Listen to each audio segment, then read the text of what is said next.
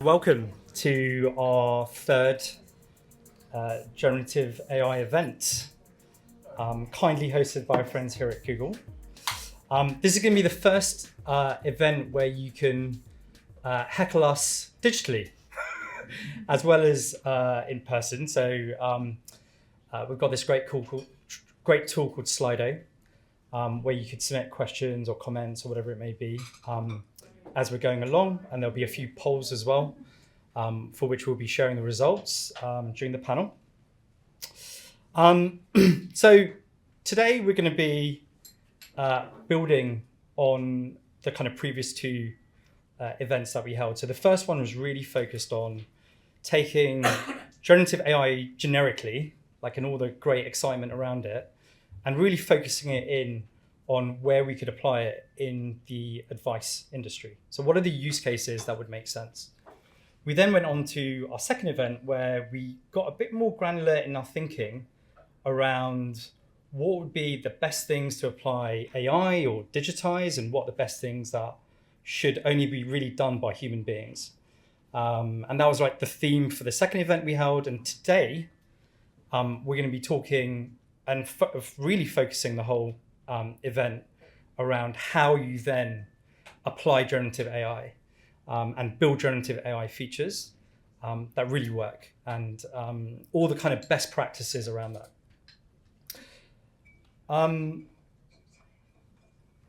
The technology continues to just develop at a staggering rate. It's becoming faster, more accurate. We now have the ability to generate video, audio, and images.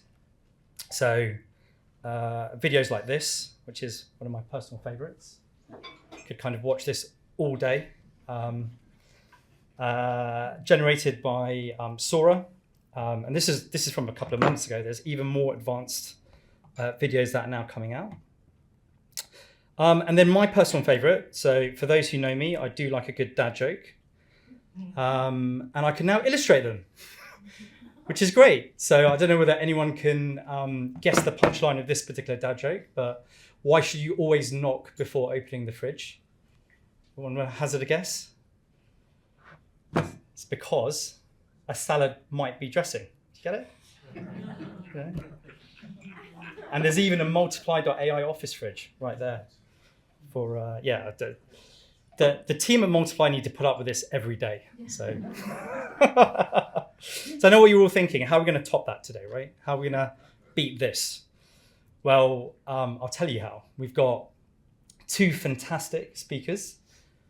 We've got Mathias from the team here at Google, who's going to be who's essentially he's an actual Google engineer. So we're very lucky to have an engineer from the AI team give a talk today, and he covers many different fintechs in the industry, and so he is a great person to talk about learnings from many different applications. He's also going to cover a topic which I find really interesting, which is selecting the right model. So there's been almost a proliferation of different models that people can now use. So making sense of that all, and as a special bonus, he might even be building something real time whilst he gives a talk, just to impress us all with some of Google's latest models. But they're going to have Chantal. Chantal is a senior researcher from Exponential View, which in my mind is pretty much the best newsletter research product out there in terms of keeping up with not only the advances in AI, but even beyond that. And she's going to be covering the kind of evolution that's taking place in generative AI, but also best practices, not just from the world of finance, but way beyond that. Because I think there's so many learnings that we can take from different regions, different sectors, different industries, and learn from them. Then we're going to have a refreshment break, and I'd urge you all to grab some, because the spread that our friends here at Google have put on is fantastic. And it's not going to be available at the end of the event. And after that, we're going to have our panel. So that's going to focus on opportunities and challenges applying generative AI. We've got a fantastic panel. And that's going to be hosted by Tim, who's our Chief Product Officer here at Multiply. But first of all, you've got a bit more of me. And I'm going to be sharing some of our thinking around best practices by running through 3 features that we've been building. We've actually shipped a few more than 3. We've shipped 6 so far this year. But I felt it would be a good way to maybe run through some of our thinking around best practices by talking through what we've built and our thinking around that. And just to give a bit of context before I go through them, the way we have kind of progressed our thinking in terms of applying generative AI across our product is to make it more targeted and more focused. So we now think of applying generative AI in 3 different areas. So there's one area which is customer facing. So essentially the journeys that kind of clients go through. It could be a fact find journey. It could be getting a financial plan. It could be executing on that. Then there's a whole kind of area we look at, which is all around advisor tooling. So that is focused on making advisors as efficient as they can be, and really removing as much in terms of kind of admin tasks that they have to carry out. And then the final area is all around risk and compliance. So we've got a lot more targeted in the way we kind of think about the different features that we can deploy and build. And then beyond that, within each of those categories, we have target metrics that we want to kind of improve or build on. And the first feature I want to run through is very much part of that theme. So we've built something which is part of a fact find. So a fact find is the part of the customer experience where information is essentially collected. And we've already got a very strong fact find experience of collecting information and getting clients who register all the way through to getting a financial plan. There's always been one area that has had, I'd say, between 50 and 60% of the overall drop-off whilst going through that journey. And that is the point at which we collect information about the existing products or policies that a client or a household have.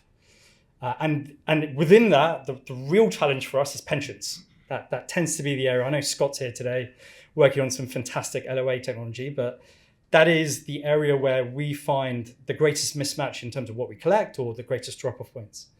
So we've built something where clients can now upload either a screenshot, or it could be a photo, or it could be an image or a PDF as part of that fact find. And we can essentially read that and pick out the relevant items to populate the fact find and go on to generate advice.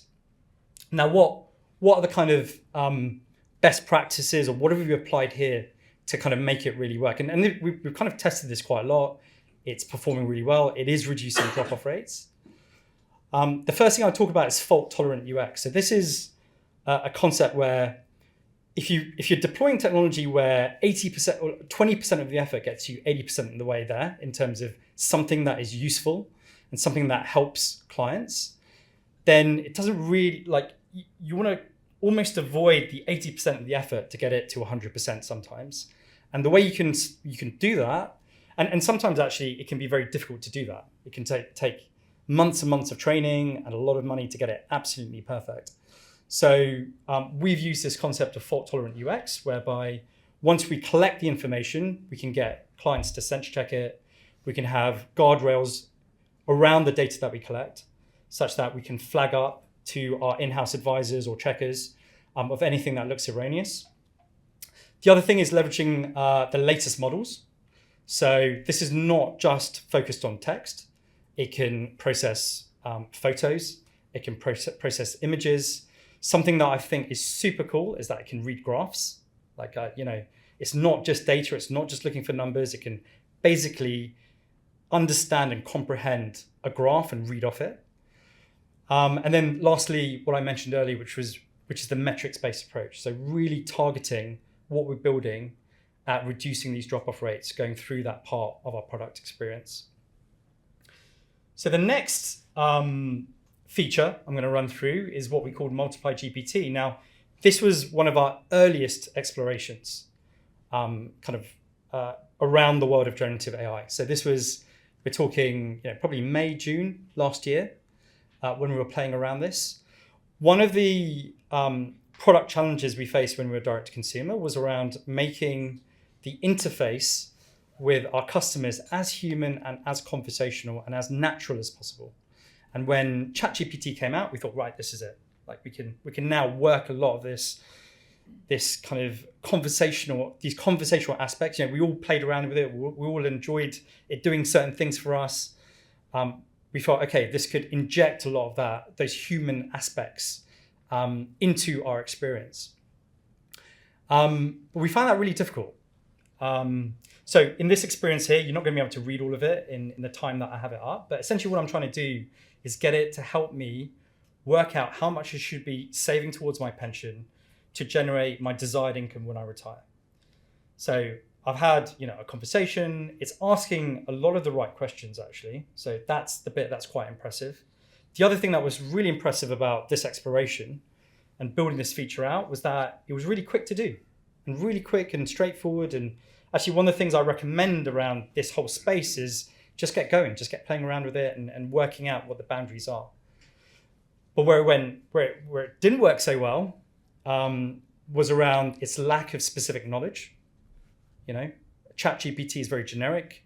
It doesn't really know the intricacies of how to model a pension here in the UK, what assumptions to use. It asks me a lot about the assumptions I would have to kind of input into it. So what's my assumption for asset projections or inflation rates? And, if I kind of have a bit of an idea, but like the average person just doesn't, right? So these are all kind of elements of specific knowledge that need to be embedded into it.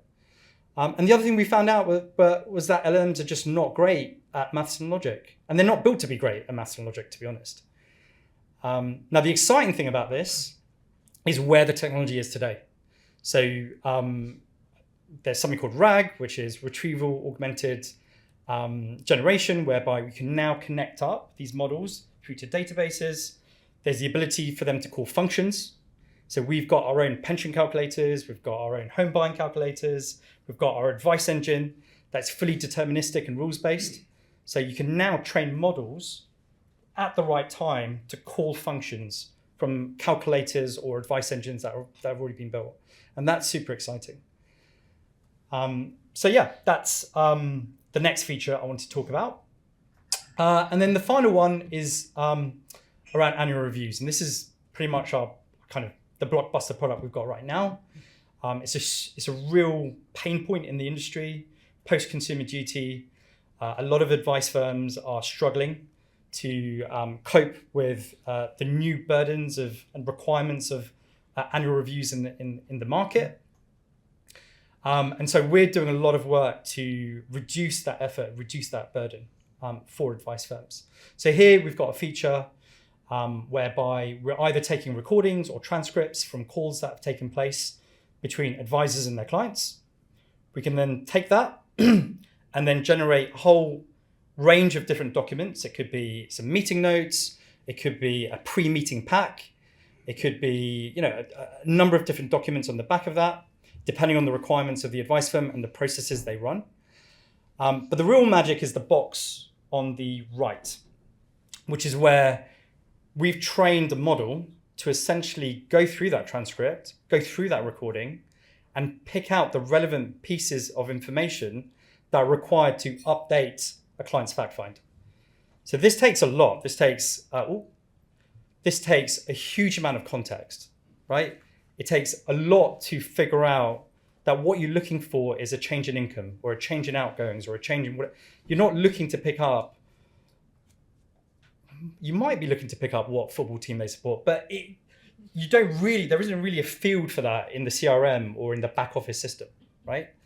Like that's a soft fact. So getting to the point where we have the context of what a client needs to look like, how to model that client, and then beyond that, what's required from the financial planning side of things to then go on to generate a recommendation is what we're really excited about with this particular feature. The other kind of, I guess, aspects of best practice within this is that we are addressing a really acute advisor pain point. Really kind of reducing the time and effort it takes to process these annual reviews. And then finally, leveraging existing integrations. So, we've built a number of integrations that connect up directly into systems such as IntelliFlow. And so taking this information, figuring out what the changes are in, let's say, a customer's fact find, having the fields there in a fault-tolerant UX. So the fields are there with the suggested edits for advisors to accept if they need to accept them, or if they want to accept them, or they can edit them if required. And then allowing them to then click a button and have that uploaded into their back office system. These are the various kind of best practices there. It is combining a model with context, so injecting and fusing the context within that, such that it can be smart enough to figure out what data to look for. Cool. That is it from me around best practices and a bit of our experiences around what we've been building. I'm now going to pass it on to Mathias from Google.